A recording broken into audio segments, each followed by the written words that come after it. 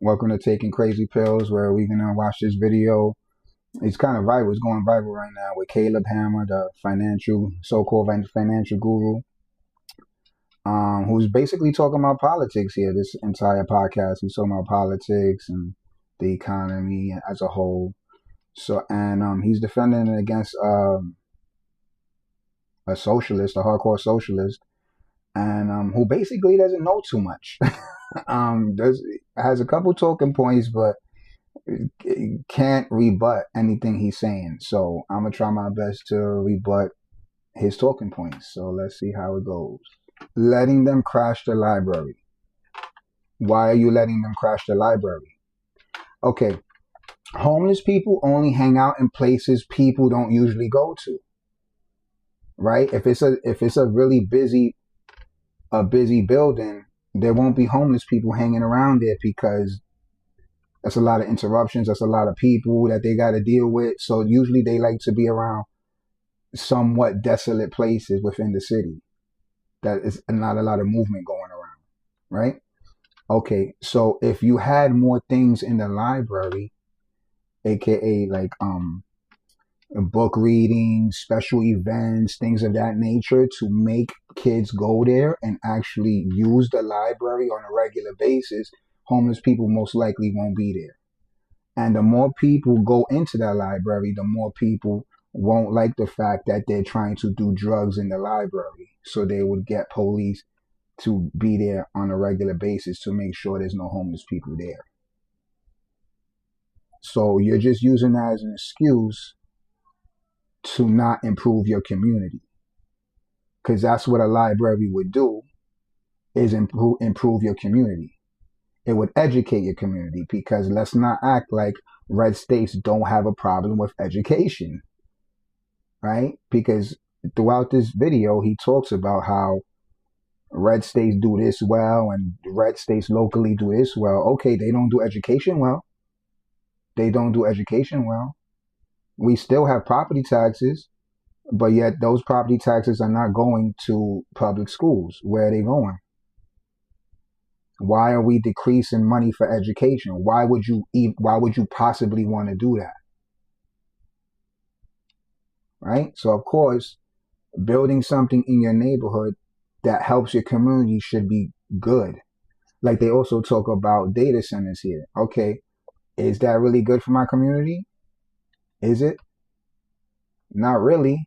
I mean, besides the construction aspect of it, once the construction is up, guess what? There's going to be a whole lot of people that don't have a job now. There's nothing else to construct. Okay, now we got a big data center. Okay, good. That's what's up. Okay, what are we doing with that? How does that help out local businesses? How does that help out people being employed? When those data centers offer AI, which will destroy people's jobs. So not only are we having data centers in people's backyards, and he says 25% are only in people's backyards.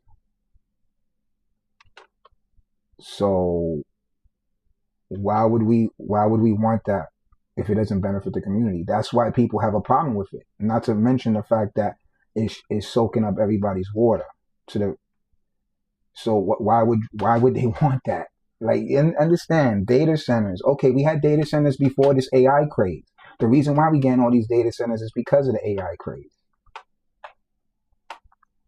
So why would you care about that? You should care about putting libraries in your community and helping homeless people out by doing whatever you can do, shelters, anything of that nature. What social programs are we providing other than libraries? A lot of property taxes and millions of dollars, thanks to Austin, Texas, and the Arc downtown, which they can go to, but they can't do drugs inside of it, so many don't go to that. We're also buying a motel here in Austin, Texas, to house them and do housing first policies, and that's why my property taxes are so high. This is my first time in Austin, Texas. Okay, so your property taxes are paying for a homeless shelter that they can't do drugs at. Okay, do they have drug programs to help people get off of drugs? Do they have any type of like a work release program where a person could find a job and find some way to do something instead of just being around not doing nothing, just wanting that next fix? Are you actively trying to help these people, or do you just want to put them somewhere? See, that's the difference. If you actually trying to help homeless people get off drugs, get jobs, it would probably be easier than you just trying to stick them somewhere. Oh, here's a bed. Go sit on that bed for a little while. Oh, you do drugs, or you can't be here. Okay, so then what are we doing?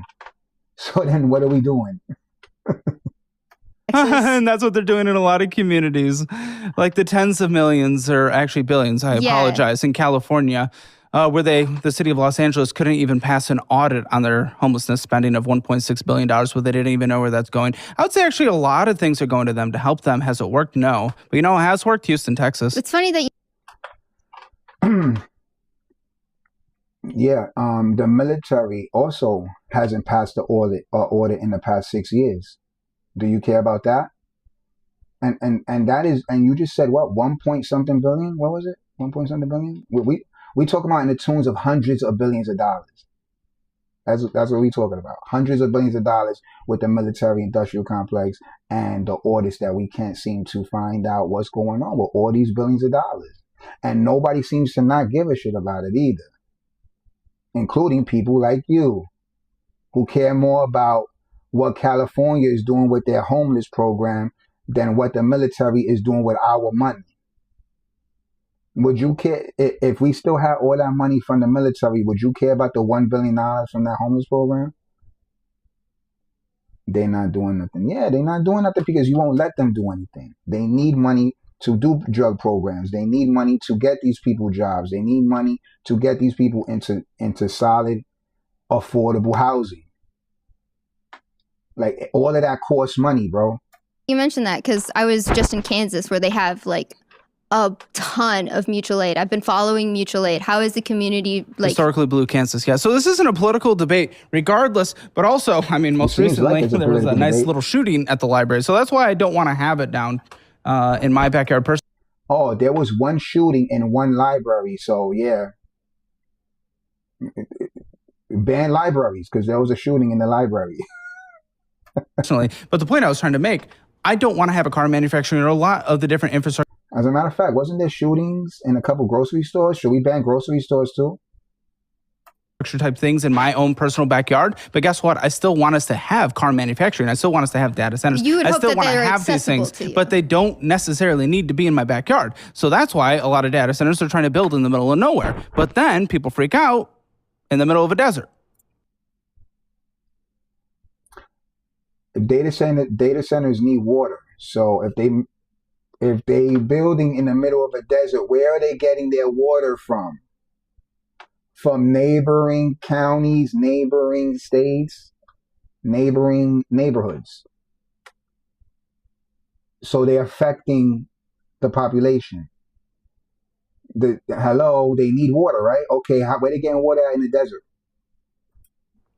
That would impact no one. They Like you likely would. They have to Yes, it would. build a lot of infrastructure, and they're not. Which is usually considering they build the their own resources power. are. They're building their own power. Correct. They're building their What's own your issue with that? grids, but Yes, what's your issue with that? I've been studying AI for Then why can't you speak long on it? time. Exactly. Well, but what I've been studying is what it's capable of. It's like right now it's this. Okay, this isn't a political debate. I don't care about your AI. Are you afraid it's going to take your job? Daryl, add Carrera subway tile to my shopping list. I ain't doing it. What do you do for a job? Do you have a job? Because it really doesn't sound like I work in finance. doing what? I do corporate finance for stadiums and arenas. Like Ticketmaster? Not Ticketmaster, but we do work with Ticketmaster. Yeah, okay. So you're one of the actual evil capitalists. By day a villain, by night a hero. Okay. Trying to prevent modern infrastructure? That's weird. That's being a hero? That's No, weird. going to concentration camps. Yeah, I actually just got back You went from to Delaney. Auschwitz? I just got back from Delaney Hall. Where's that?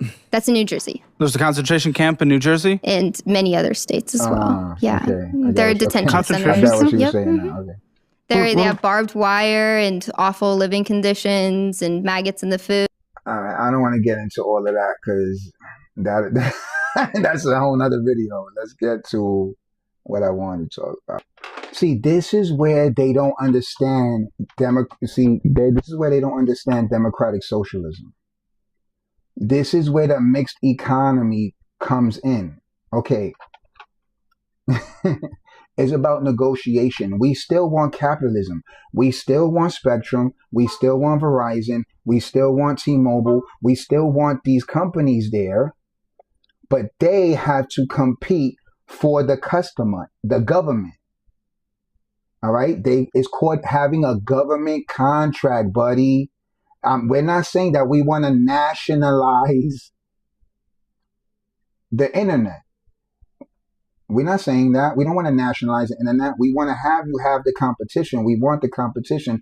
We want the innovation, but we want the negotiating power of a single payer of a single payer system, because we have collective bargaining when I'm the only one paying it. I decide how much I give you. Those are government contracts, and I'm going to try my best to get it for as cheap and as advanced as possible, like any other consumer would. This is the misconception here. Everyone thinks that we want free college, so we just want one college that goes there. No, we want competing. We will pay for the college, but you have to compete. We want multiple companies, internet companies. We want multiple cellular companies. We want multiple car companies, but you have to compete with the single payer, me, the collective bargain, me, the government. That's what we're talking about. That's democratic socialism. That's what that is. Where you have the opportunity to get rich, but no one should be poor. There should be a level where no one falls through. That's the only thing we're talking about here. But of course, everyone wants to demonize socialism or democratic socialism. He mentions Mamdani here, says that what he's doing is good over there. Yeah, because he's a real democratic socialist. He believes in capitalism, but also believes in strong safety nets. That's all we talking about, bro. I don't know what she's doing. She's like a hardcore socialist that really don't seem like she knows what she's doing. So I don't know, man. But yeah, check it out if you want to. But yeah, you should take what he says with a grain of salt, because there's a lot of things there that can be easily debunked. So yeah, we're gonna see you next time on Taking Crazy Pills. I don't know, I might do a part 2 to this because there's a lot to talk about in this video. But I'm gonna see you in the next video. Peace.